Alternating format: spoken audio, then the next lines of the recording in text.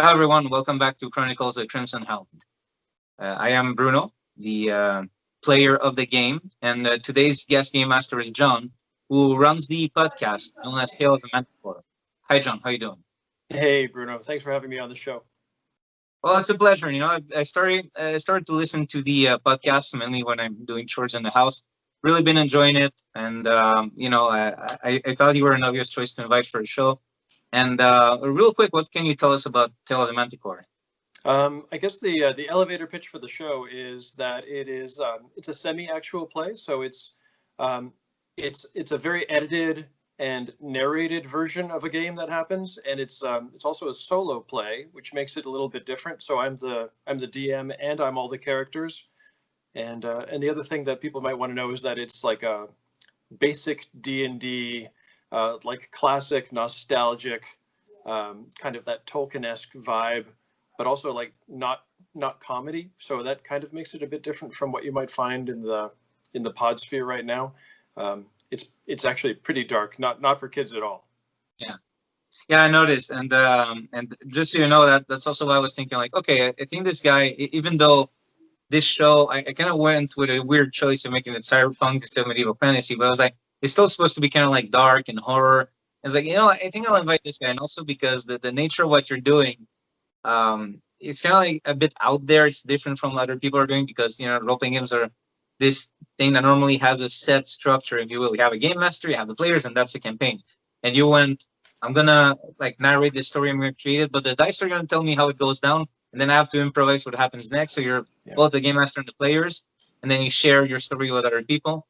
And me, I was like, okay, let's try to do like the old pulp serials, but also kind of like in comic books when you have different writers writing Batman. Like, how about I Yeah. always play the main character, but I have different game masters, and the story can be very different from one game master to the other. And so I just thought it was interesting. Let's see if we can do something there that could be different and out there. Yeah, it's a So cool concept. I'm excited to give it a try.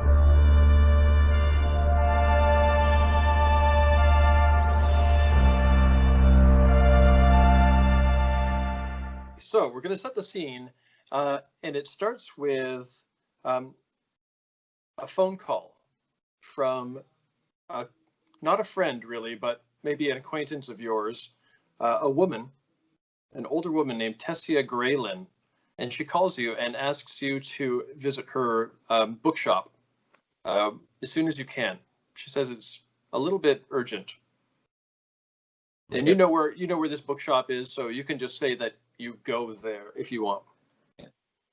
yeah, for sure, for sure. So I will. I'm gonna put this just to clarify this. This is a friend of the Crimson Hound or of. Okay, so in that case, I will suit up and go there discreetly, of course. Right. I think I'll go like the good old like trench coat and hat over the suit. Great, great. And Like so I'm what? sure it's night, right? Hmm?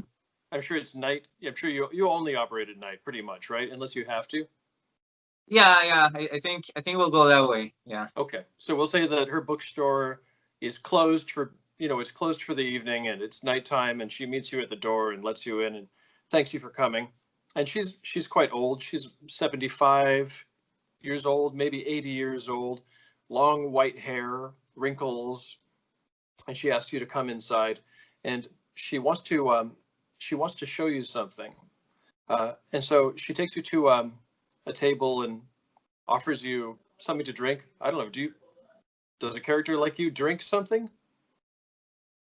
Okay, so this is when I have to ask about this contact, this friend. How long have I known her? We'll say that you've known her very loosely for maybe 10 years. 10 years. Okay. Um, very well. So, um, um, that means that he knew her before doing the whole vigilante thing. Okay. Okay. Maybe I need to change that though, because she knows you because of what you do. So however long you've been a vigilante, that's probably how long she's known you. But Okay, so like a few months then. Okay. okay. Oh, okay. Okay, then that recently. Um, Okay. let me think here. Okay, I'm not gonna drink actually. Okay. Not She says, "I hope you don't mind if I have a drink." And so she pours herself a couple fingers of scotch, and she sits you down at a table, and she says, "There's something I want to show you." And so she pulls out a little box, little wooden box, opens it up, and inside is a single gold coin. But what's interesting about this coin is that it looks very, very, very old, and you've never quite seen anything like it. It definitely wasn't minted by whatever government you've got now. We're talking maybe centuries or maybe even 1,000 years old, very old. So she shows you the coin, and on one side it has a crown, and on the other side it has a kind of geometric shape which is clearly supposed to be like a stylized gemstone. And she asks, like, have you ever seen a coin like this before? You haven't. I'm gonna just to try to at least, try to see if I can find something. I'm gonna with the visor, which is also my computer. Okay.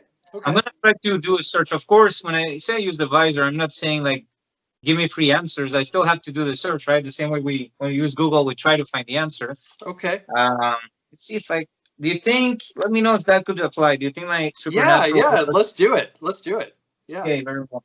So story-wise, I'm scanning, trying to find it, and in actuality, I'm rolling this die. Cool. I will have, by the way, I will have the cards. I forgot to explain that in the intro. For the D20s, I'll be using cards just because it'll be visually interesting. Okay, I got it. The red cards are +10. I removed anything that wasn't from 1 to 10. So. Okay. Okay. So I got a 3 in 6 chance of. Normally, it might be modified by you. So you let me know. My default chance is 3 in 6. That's good. Okay, so I got a 2 here. Okay, so that means you do know something about it, right? Your augmented reality gives you some kind of information. Okay. Okay, so the coin is definitely very old, over 1,000 years, and it belonged to, and this is the information that you're getting, it belonged to a kind of a tyrant king called the Ruby King. The king's name was Voss, V-O-S. Okay. That's the only information that you get.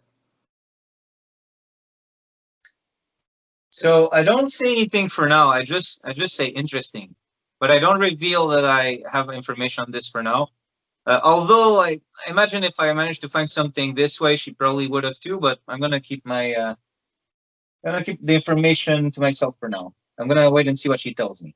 Okay. She says, "Where do you think that I would have found a coin like this?" So, did you say earlier a tyrant king or a pirate king? Tyrant. Tyrant. Very cruel, sadistic, kind of Vlad the Impaler kind of guy. Very well. Was he? Did he rule the region where Blumengrad is now, the city is now, or was it another? Okay. Yeah, this area. About 1,000 years ago, he was the ruler. Okay. Yeah. Okay. Well, I guess it would be too easy if you just happened to open an old book and it fell from it, right? That's right. Yeah. No, I got this from an acquaintance of mine. You might know him. His name is Selly the Make. And Selly the Make, do you want to roll to see if you know him, or do you want to just say you do or you don't? I'll leave it up to you.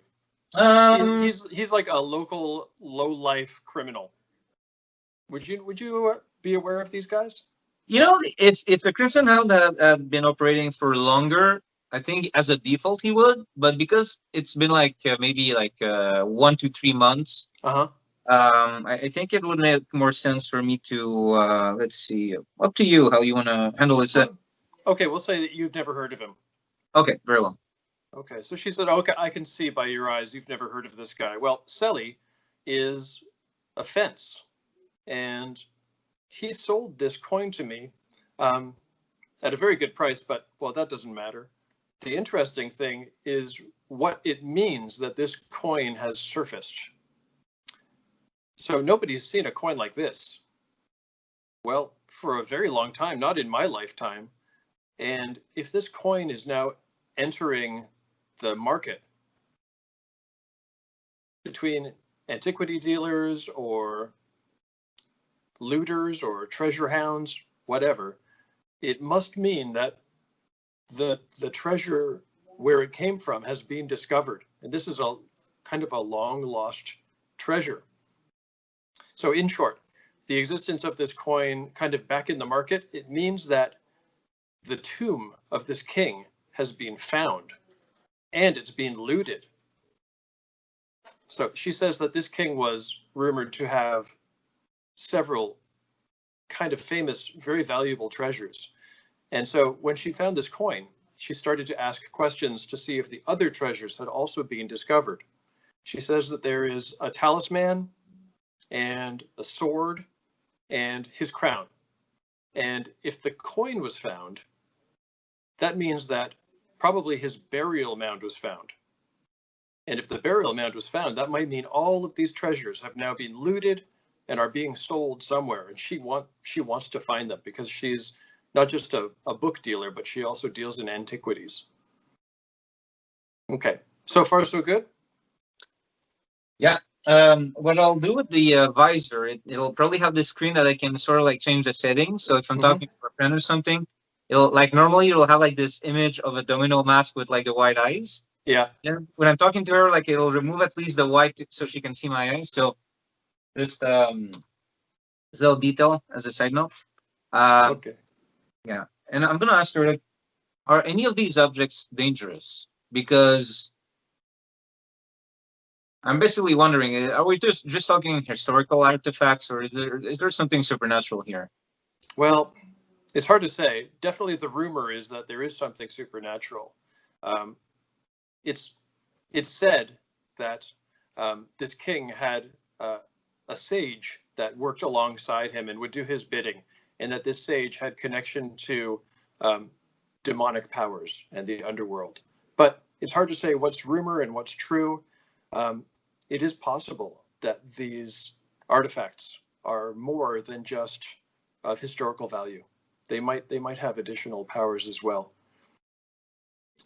She said that she's looking for the talisman, and she would like to locate all of these objects. And what she really would like to do is to find the burial mound. And she just wants to know if it has been fully looted or not. She wants to know, are the objects still there or has everything gone? Because she finds it curious that the coin was found and has entered the market, but nothing else.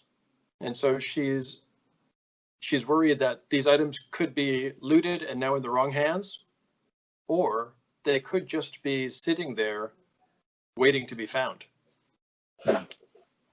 So what she's done is she's put out all of her, she explains this. She says she's contacted all of her friends in high and in low places and found out everything she could. And with a little bit of bribery here and a little bit of intimidation there, she's discovered the location of this burial mound, and that is why she has called you. She'd like to offer to share the information of the location of this place with you, and in return, you go and investigate. And she says she can't. She's 75 years old. She certainly can't investigate. She's not sure that she can trust the people that she knows to go and be honest with her with what they find, but she feels that she could trust you, and that's why she's called you for this specific job. It dawns upon my character that at this point, like his reputation starting to precede him, where they know he's not in it for profit. So he makes a mental check that eventually people are going to start like using that against him to double cross him and such. But for now, he's going to accept, of course. So, as I mentioned, yeah, of course I'll do it. If who knows if this ends up in the wrong hands, we could have a crisis here. She says that that's her feeling exactly, and so she starts to explain to you where the location is. And so I won't actually go through it all right now. She says it's outside of the urban center. It's into the hills. There's a bit of a valley. There's a tree that looks like a hand, and she's got a pretty good idea of the location. She can even give you some kind of coordinates, we'll say, so that you can find it more easily. But after she's described all of this, all of these locations, or sorry, after she's described this location, you hear a noise from behind you in from the top of a bookshelf